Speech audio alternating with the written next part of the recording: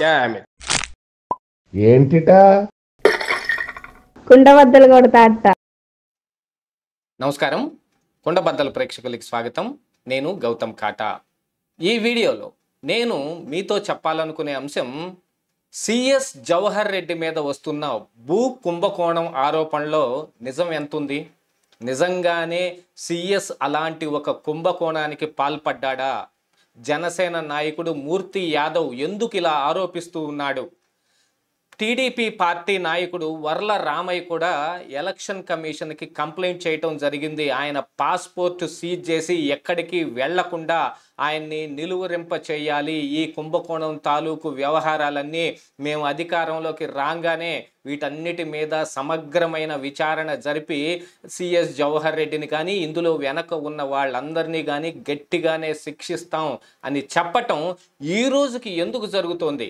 ఎప్పటి వరకు రాని ఈ భూ కుంభకోణం ఆరోపణలు ఇప్పుడే ఎందుకు వచ్చాయి అనేది ఈ వీడియోలో నేను మీకు సవివరంగా వివరించబోయే ముందు మన కుండబద్దలు ప్రేక్షకులందరికీ నా మనవి, వీడియో నచ్చితే గనుక ఖచ్చితంగా లైక్ చేయండి, మరొక 10 మందికి షేర్ చేయండి. ఇక సిఎస్ జవహర్ రెడ్డి మీద వస్తున్న ఈ భూ కుంభకోణం ఆరోపణలు ఏమిటి? జనసేన నాయకుడు మూర్తి యాదవ్ ఆరోపిస్తున్న దాని ప్రకారంగా సిఎస్ జవహర్ రెడ్డి తన కొడుకు పేరు మీద బినామీతోటి 800 ఎకరాలు అసైన్డ్ భూములని రిజిస్ట్రేషన్ చేయించుకున్నట్టుగాను, మరొక 200 ఎకరాలకి ఆయన పాల్పడబోతూ ఉన్నట్టుగాను ఆయన ఆరోపిస్తూ ఉన్నారు. మూర్తి యాదవ్ ఈ విషయం మీద గట్టిగానే నిన్న ప్రెస్ మీట్ కూడా పెట్టడం జరిగింది.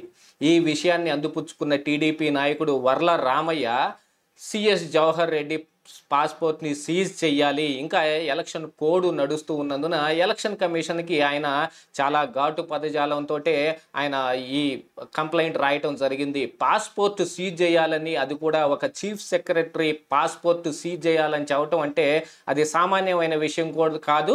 అలాంటిది ఈ ఆరోపణలను బేస్ చేసుకొని ఆ పాస్పోర్ట్ని ఎలా సీజ్ చేస్తారు, ఎలక్షన్ కమిషన్ ఎలాంటి నిర్ణయం ఏదైనా తీసుకోగలుగుతుందా అనేది కూడా ఆలోచించుకోవాల్సిందే. కానీ సిఎస్ జవహర్ రెడ్డి మీద ఈరోజు కొత్తగా వస్తున్న ఆరోపణలు ఏమీ లేవు. ఈ భూ కుంభకోణంలో మూర్తి యాదవ్ ఆరోపిస్తూ ఉన్నట్టుగా గతంలోనే చాలా భూముల్ని, అసైన్డ్ భూములు పేదలకు ఇచ్చిన వాటన్నిటినీ జగన్మోహన్ రెడ్డి 2023లో చేసిన ఈ అసైన్డ్ భూముల చట్టంలో ఉన్న ఒక అమెండ్మెంట్ని ఆధారంగా చేసుకుని, అంటే అసైన్డ్ భూములు దళితులకు కానీ, పేదలకు కానీ, ఎస్సీ ఎస్టీ బీసీలకు కానీ ఎవరికైతే దాన్ని ప్రభుత్వం వాళ్ళకి ఇస్తుందో, వాళ్ళ జీవితాల్లో అభ్యున్నతిని తీసుకురావటం కోసం కొంత భూమిని వాళ్లకు ప్రభుత్వం దారాదత్తం చేస్తుందో దాన్ని ఎవరు కొనకుండాను, ఎవరికి అది పరుల పరం కాకుండాను అయ్యే విధంగా కట్టుదిట్టమైన చర్యలు తీసుకున్నారు. అలాంటప్పుడే కదా ఆ భూమిని అమ్ముకునే అవకాశమో లేదా బెదిరించి భయపెట్టి కొనుక్కున్నట్టుగా ఈ బడాబాబులందరూ ఈ దళితుల్ని వేధించకుండాను ఆ చట్టం ఉపయోగపడుతుంది. కానీ జగన్మోహన్ రెడ్డి దానికి తూట్లు పొడిచేసి నా ఎస్సీ, నా ఎస్టీ, నా బీసీ అని ఎంత చెప్పుకున్నప్పటికీ వాళ్ళ నోట్లోనే మట్టి కొట్టడం కోసం ఇలాంటిది ఒకటి తీసుకొచ్చారు. దానికి తోడుగా వాళ్ళకి ఉపయోగకరంగా ఉండటం కోసమే ఈ పని చేసినట్టుగా కూడా ఆయన చెబుతూ ఉన్నాడు. ఏమిటంటే అసైన్డ్ భూముల్ని అమ్ముకొని పేదలు వేరే వ్యాపారాలు చేసుకునే అవకాశం ఉంటుంది, పెద్దలు ఎవరైనా సరే వాళ్ళ భూమిని ఎలా అమ్ముకుంటారో వీళ్ళు కూడా అమ్ముకోవచ్చు అనే ఒక చట్టం తీసుకొచ్చి దాన్ని తూట్లు పడవటం జరిగింది. కానీ జరిగేది ఏమిటో అందరికీ తెలుసు. నిజంగానే ఆ పేదవాడు అమ్ముకోదలుచుకుంటే అలాంటిది ఏది కుదరనివ్వరు. వీళ్ళే భయపెట్టో ఏదో ఒకటి చేసి వాళ్ళ దగ్గర నుంచి లాక్కోవడానికి, వాళ్ళ దగ్గర నుంచి దాన్ని అతి తక్కువకి కారు చౌకగా దాన్ని పొందడానికి, లేదు ఎక్కడైనా ఉన్న అసైన్డ్ భూముల మీద కన్నేసిన ఈ బడాబాబులందరూ ఒక 100 మంది 200 మంది దళితుల్ని తీసుకొచ్చి అక్కడ వారికి కేటాయించినట్టుగా చేసి అందులో నుంచి మేజర్ షేర్ని వీళ్ళు కొనేసుకున్నట్టుగానో మొత్తం లాగేసుకున్నట్టుగానో పేపర్లు రెడీ చేసుకుంటే వీళ్ళ పరమైపోతాయి. దాన్ని చట్టబద్ధం చేయడం కోసమే జగన్మోహన్ రెడ్డి ఇలాంటి చట్టాలను అమెండ్మెంట్ చేయడం జరిగింది. అసలు ఇప్పుడు సిఎస్ జవహర్ రెడ్డి మీద ఇలాంటి ఆరోపణలు ఇప్పుడు ఎందుకు వస్తూ ఉన్నాయి అని అంటే ఆల్మోస్ట్ ఆల్ తెలిసిందే. సిఎస్ జవహర్ రెడ్డి చాలా రకాలుగా ఈ అధికారంలో ఉన్న నాయకులకు వత్తాసు పలకటం కోసం ఎన్నో పనులు చేశారు. కాకపోతే ఇది నిజంగానే ఇప్పుడు సిఎస్ జవహర్ రెడ్డి తన కొడుకు కోసమే చేస్తూ ఉన్నాడా, లేదా అధికారంలో ఉన్న కొంతమంది నాయకుల కోసం కానీ, లేదా అసలు స్వయంగానే జగన్మోహన్ రెడ్డి కోసం కానీ, అంటే విశాఖలో ఉన్న భూములన్నిటి మీద ఈ వైఎస్ఆర్ కాంగ్రెస్ పార్టీ నాయకులు కన్నేశారు అనేది మాత్రం సుస్పష్టం. దీన్ని వైఎస్ఆర్ కాంగ్రెస్ పార్టీ నాయకుడైన ధర్మాన ప్రసాదరావే ఒకసారి చెప్పాడు. ఎవరు సుబ్బారెడ్డి అంట వచ్చి ఇది నాది అన్నాడు, ఇక్కడి నుంచి ఏం కుదరదు వెళ్ళిపోండి అని చెప్పటం జరిగింది. ఇలాంటి వాళ్ళు కడప నుంచి గ్యాంగులుగా వచ్చి ఉత్తరాంధ్రాన్ని దోచుకు తింటూ ఉన్నారని ఆ నాయకుడే చెప్పాడు. అంటే ఎంత అక్కసు, ఎంత కడుపు మంట ఉంటే ధర్మాన ప్రసాద్ లాంటి వాళ్ళు కూడా ఇలాంటి మాటలు చెబుతారు. దాన్నే బేస్ చేసుకుని మరి మూర్తి యాదవ్ ఆరోపిస్తూ ఉన్నాడా, నిజంగా ఆయన దగ్గర ఆధారాలు ఉన్నాయా అనే దాని మీద కూడా విచారణ జరగాల్సిందే.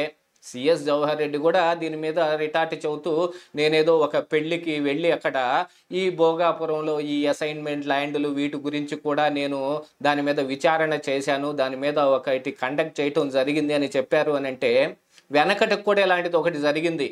ఆయన అధికారికంగా వెళ్ళి వేరే పనులు చేసుకొస్తాడు, వేరే పనులకు వెళ్ళినప్పుడు అధికారికమైన పనులు కూడా చేస్తూ ఉంటాడు.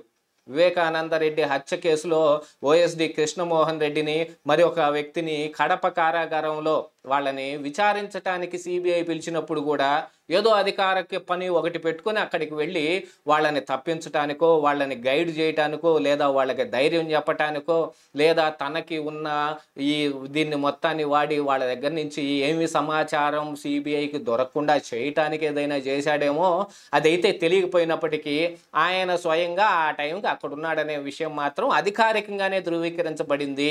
దాంతోపాటుగా ఆ ఇద్దరిని తన కారులో ఎక్కించుకుని మరీ తిరిగినట్టుగా కూడా కొన్ని ఆధారాలని ప్రతిపక్ష నాయకులు చెప్పటం కూడా జరిగింది. సరే, ఆ విషయం తీసి పక్కన పెడితే మరి ఈయన వేరే ఏదో ఒక పెళ్లికి వెళ్ళినప్పుడు ఇలాంటి పనులు గుర్తొస్తాయా?